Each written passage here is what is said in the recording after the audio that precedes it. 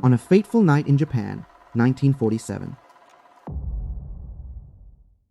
The citizens of Tokyo were in a state of total chaos because they are about to be attacked by a gigantic sea monster. It has risen from the ocean, and it will bring forth destruction and annihilation. The people of Tokyo are about to get absolutely slimed. Oh, sorry, I'm getting ahead of myself. Let's go through the events of that night again. The night that the world witnessed the creation of a monster. Specifically, on the night of May 29th, 1947. WVTR Tokyo, a U.S. Armed Forces radio service station, was playing a dance music broadcast. Good morning, Vietnam! Hey, this is not a test. Nothing stupid was happening. Good morning! The music was good. All was well. Everyone was happy. And the night goes on, like any other nights.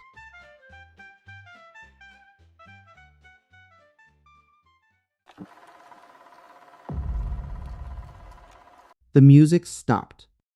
The broadcast was interrupted with a news bulletin. Fishing boats were missing off the coast near Yokosuka on the western shore of Tokyo Bay. Minutes later came the follow-up. A fishing village had been destroyed. Strange, people thought as they listened. But then, what they heard next was so horrifying, it sent shivers down their spine. Eyewitness reports of a massive, 20-foot-tall creature emerged from Tokyo Bay, moving inland and north up the coast toward Tokyo. Over the next hour, the regular music program was constantly interrupted by the coverage. A broadcast that slowly descended to absolute insanity. The beast was relentless.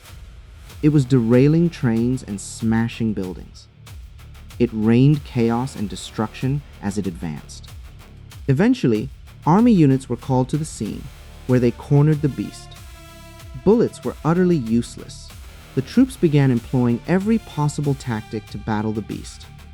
We're talking flamethrowers, grenades, tear gas, and phosphorus bombs. Nothing could stop the monster. It was approaching Tokyo ever closer. You can even hear it roaring.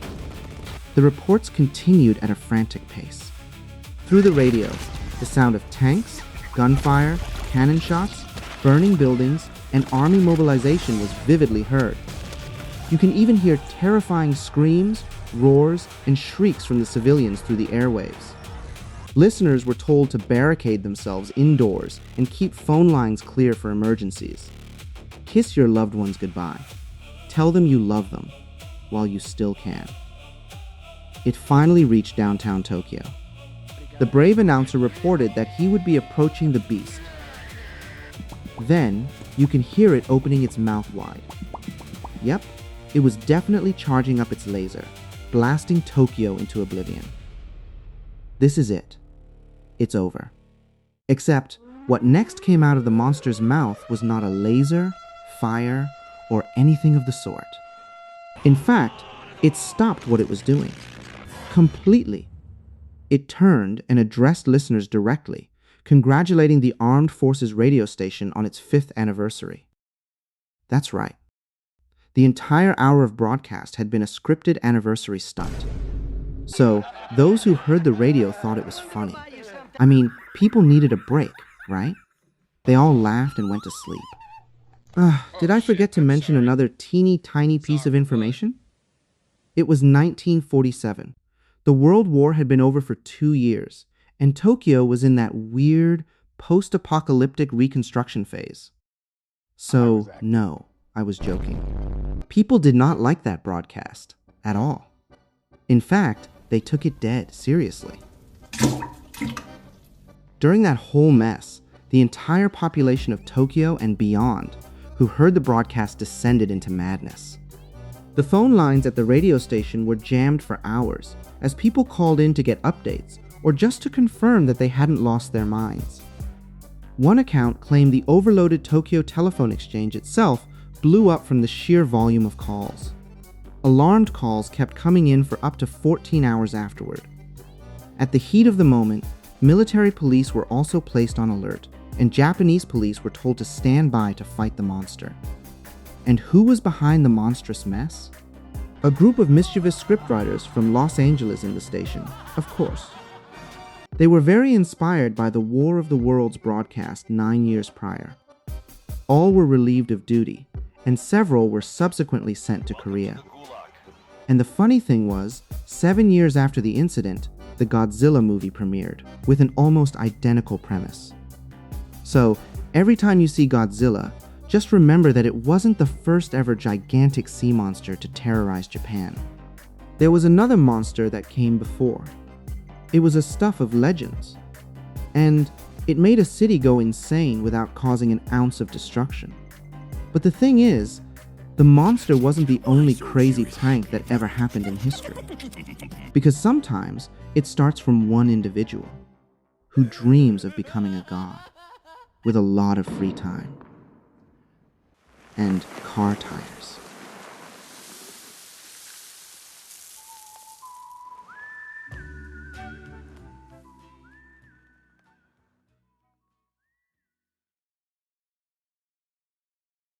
It was 1974 in Sitka, Alaska. Meet Oliver Bickar. He was a simple man. Well, to be honest, he was also a bit mischievous. He was known locally for showmanship stunts and pranks. But he was also the man with a dream.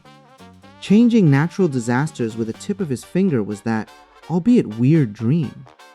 And finally, on a beautiful morning in April, specifically the 1st, he looked outside the window. The weather was perfect.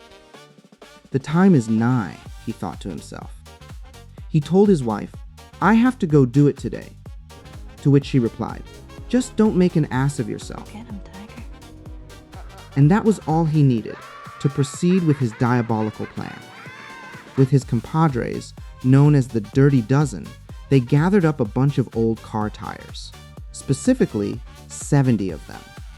The tires were packed into 2 canvas bags on 150-foot rope slings, along with black smoke bombs, kerosene, rags, and spray paint. They are all set. Then they hired a helicopter. Carrying the first canvas bag with the helicopter, they aimed straight for Mount Edgecombe, a long dormant volcano roughly 13 miles from Sitka. You see, they had planned this for 3 years. They will pull off the greatest prank in the history of mankind. They will make everyone believe that a volcano dormant for roughly 4,000 years is about to erupt and kill everyone. Okay, we are cooked. So, they landed the chopper and arranged the tire in a circle, doused them with fuel, and spray paint a 50-foot-tall message in the snow. They piled them all up and set the pile ablaze. Then, they flew back home and held their breath. Billowing black smoke immediately became visible. Sitka residents, seeing smoke rise from the volcano, flooded the phones at the police and radio stations. People were in a state of panic. We might get another Pompeii. The Coast Guard dispatched a helicopter to investigate, and the pilot looked down not on lava, but a pile of burning tires and the spray-painted message. Oh, are you wondering what the message was written in the snow? It was April Fools. And guess what? Once the people of Sitka found out that they wouldn't be buried under the melting lava, they actually liked the joke. Yep, the Coast Guard wasn't even too mad about the stunt. In fact, the prank succeeded beyond Porky's wildest dreams. News of it got picked up by the Associated Press and ran in papers around the world. Even Alaska Airlines was diverting flights over the mountain so passengers could get a bird's-eye view of the joke. The admiral who ordered the chopper to investigate the scene met him years later, told him that the prank was a classic. The prank was widely regarded everywhere as one of the top 10 pranks of all time. It was a pure visual spectacle and impossible to investigate from a distance. However, A few years later, in Sydney, Australia, another April Fool's joke carried the same spirit. This time, way more frosty. In the first few months of 1978, citizens of Sydney were very excited, since something weird and unprecedented is about to happen. An event that was constantly being announced at press conferences. They were all organized by a guy named Dick Smith. He was quite an adventurer and a businessman. And in those events, he announced that he would achieve his lifelong dream. And he invited Australia to bear witness. He would tow a giant iceberg all the way from Antarctica to Sydney Harbor. The iceberg, once moored near the Sydney Opera House, will be carved into ice cubes. They will be sold to the public for 10 cents each. And they are named Dixicles. It is marketed as fresh Antarctic water that would improve the taste of any drink. Simply delicious. The finest cuisine if you ask me. The press conferences were non-stop. The anticipation was rising. People were very hyped. A barge with an iceberg was embarking in Sydney Harbor. 300 of Dick's employees call up radio stations and newspapers, claiming to have spotted the iceberg. Tens of thousands of people were on the foreshore to witness. And for the clean Antarctica ice cubes, of course. But people also had a mild sense of admiration. Dick had done it. He managed to pull it off. This will be... It's gonna be legend! Wait for it. But before we get to the fresh ice cubes, let's go 3 months back. On that dreamy night, in a bar called the Stoned Crow in Crow's Nest, Sydney, Dick was hanging out with his friends. He was pitching the idea of pulling the iceberg from Antarctica to his mates. They all thought that this was an insane plan that could never work. But one of them suggested, instead of a real iceberg, how about towing a fake one? He liked the idea. So, fast forward to the day of the event. Specifically, 3 in the morning. Smith and his collaborators began constructing the iceberg on the barge. And what was it made out of? What's in the fucking box? A massive 2,000 square foot plastic sheet meant to form the iceberg shape. Covered with shaving cream and firefighter foam, disguised as ice and snow. It was named the Dickenberg one, and it was ready to fulfill its honorable mission. But God had other plans for it. The Dickenberg one has appeared on Sydney Harbor. The fake ice mountain marches on in front of thousands of curious eyes. The weather helped with the deception. It was quite gray and gloomy. So, to the onlookers at shore, the floating mound of foam really did look like an iceberg. The ice cubes are so close, within arm's reach. Everyone can just feel the taste of Antarctica in their mouth. Until it rained. The firefighting foam and shaving cream that the iceberg was really made of melted away under the wrath of Mother Nature, to reveal a white plastic sheet underneath, in front of everyone. But this is the Dickenberg one we are talking about. In such a degraded condition, it still proudly sailed on, floating past the Opera House and city skyline, in front of thousands of shocked eyes. Now that's the power of humanity. No mere rain stops pure determination, hopes and dreams. Okay, whatever. So, where are the ice cubes? Well, guess what? The Dickenberg one hid another secret. Have you ever wondered what was under the plastic sheets? A beer fridge with ice cubes. That's right. On that day, civilians on boats approaching the iceberg to investigate were eventually still given actual real ice cubes. Just not from Antarctica. Dairy! Anyways, enough stories on land. Let's go to the skies. 45 minutes. For 5 separate nights. That was all enough to cause widespread panic and mayhem in Morris County, New Jersey. Because during those 5 nights, calls flooded the police departments. All of them witnessed the same thing. Alien. Spaceships. In the night sky, a bunch of mysterious red lights could be seen floating ominously. The time has finally come. The aliens, the guests from outer space, Oh my God. and they are out to get us. Hell no. They came to Morris County specifically. Probably for the local culture or something? Panic time. You know what? He just left. Let's prepare the Doomsday Bunker, guys.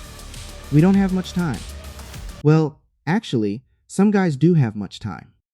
A lot of time, as a matter of fact. Let's go back to 3 months before. Meet Joe, Rudy, and Chris Russo. By their own account, they were a little bit of class clowns who bonded over shared interest in pseudoscience. And they had the idea of causing mischief, or in their own terms, a social experiment. So, one night they got the brilliant idea. Let's invite the aliens. Let's see what the world had to say. So, inspired by someone from the 60s who put flares on large balloons, let them go and create a stir. They decided to do the same. With that said, a series of launches is about to be set in motion.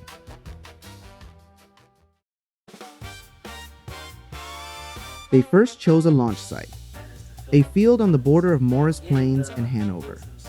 Chosen deliberately by being isolated, giving them privacy to prep without discovery. They carried 1 helium tank, 5 balloons, 5 flares, fishing line, duct tape, and a video camera. Then, they filled a 3-foot balloon with helium, tied roughly 5 feet of fishing line to it, secured the line with tape, then tied and taped a flare to the other end. They released the balloons in 15-second increments. Once when the job is done, they also plan to add a little seasoning. By pretending to be eyewitnesses, they personally called News 12, MUFON, and other news channels. And we're gonna maybe call it something New York State, ABC, we'll see. In character, they described 5 extremely bright lights that don't look like a plane, and asking whether he should even be calling. The other actual witnesses report the strange light formation. People were very scared and confused. It was on the news everywhere. In other words, their plan worked beautifully. They did not intend to stop now. Red lights are again witnessed over the area, hovering silently before drifting with the wind. Chaos ensues. Russo and Rudy return to the exact same location off American Road in Morris Plains. 5 flares, 5 red balloons, again. Witnesses describe a loose cluster of red lights moving slowly across the region, silently. At this point, the people thought, this is no longer a coincidence. Eyewitnesses said that the lights didn't appear to be man-made. Sure they didn't. That they communicated with each other. Sure they did. And that they were information, as if having a purpose. Oh, okay. Yeah, definitely, that was possible. The balloons continued their ominous rampage. Around this period, the story is picked up nationally. Broadcast all run segments. This is blowing up. So, Joe and Chris decided to give them all they got for the grand finale. They were going to launch the final time. This, maybe one of our last launches. It's maybe the finale. And this time was their biggest launch yet. 9 balloons, the largest cluster of the event. It almost doubled the usual dosage. And the effectiveness was doubled as well. Reports came in that the lights caused traffic to slow because drivers pulled over to film. I have no idea, so I can see it on my camera. Numerous 911 calls are logged at the dispatch centers. It was just pure chaos at this point. The event escalated to federal level, with authorities expressed concern the objects could threaten aircraft on final approach to International Airport. They demanded that whoever is responsible for the lights to stop. Get some help. So, Joe and Russo stopped. And with their well-evidenced behind-the-scenes videos, they waited their time to lift the veil. And you can check out Joe 9 over here. Tuesday the 17th of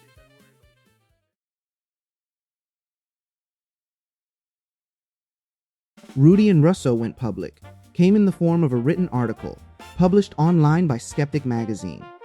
Rudy and Russo described in detail how and why they perpetrated this hoax, and provided links to videos showing their preparations, the launch, and subsequent media coverage and involvement. The truth was finally out. Russo and Rudy plead guilty to municipal ordinance charges of disorderly conduct.